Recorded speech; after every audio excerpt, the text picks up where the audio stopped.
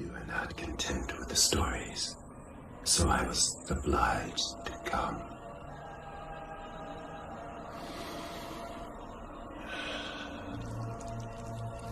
Be my victim.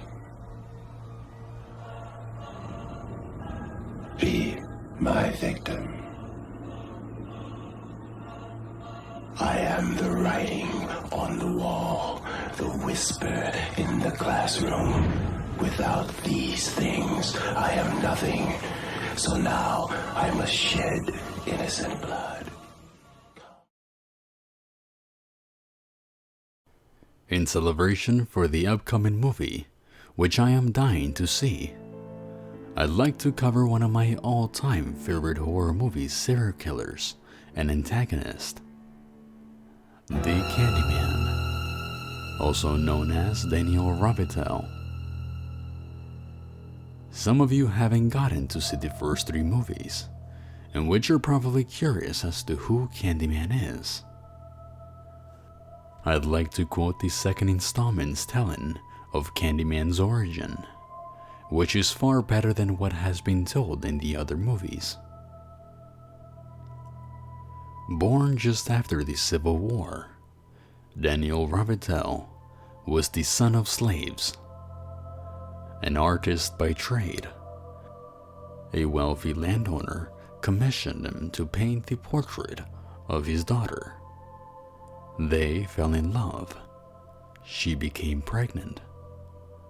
Her father had his thugs chase the poor man through the town. When they caught him, they sawed off his right hand with a rusty blade.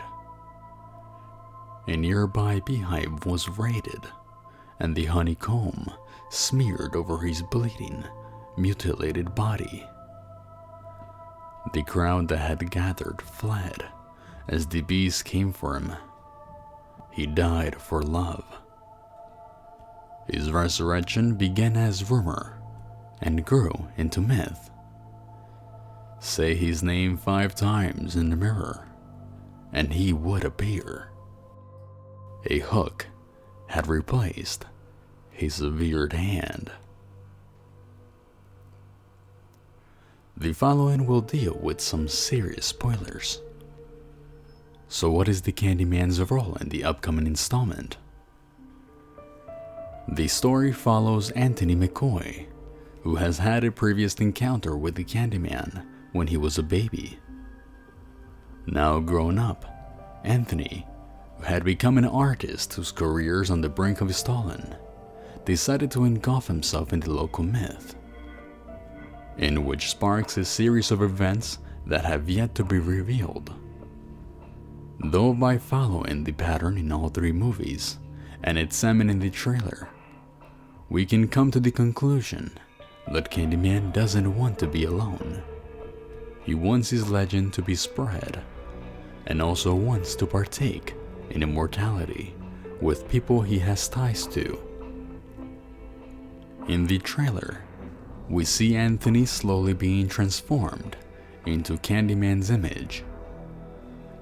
The reason as to why this is happening to Anthony himself is because of his past encounter, in which he was abducted by Candyman in order to lead Helen, who is Candyman's reincarnated lover, into joining him in immortality. After Helen rescues Anthony at the cost of her life, she then becomes a legend herself. This wasn't the first time Candyman attempted to lure someone into joining him. He has haunted his descendants multiple times, and knowing that in the latest film, his descendants survived, we know it won't be the last.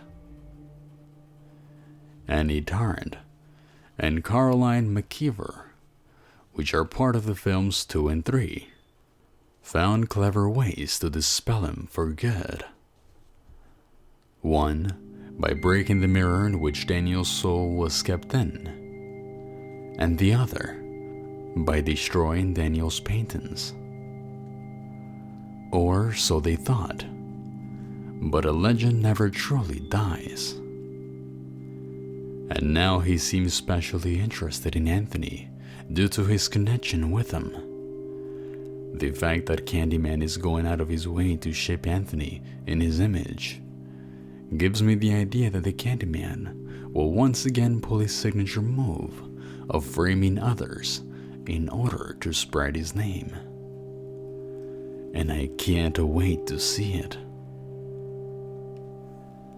That was a quick rundown of what we know so far, and I am excited to see what this movie may entail about this series. Please don't forget to subscribe, and as usual, this has been your host, Ancient Horror, and I wish you some exhilarating nightmares.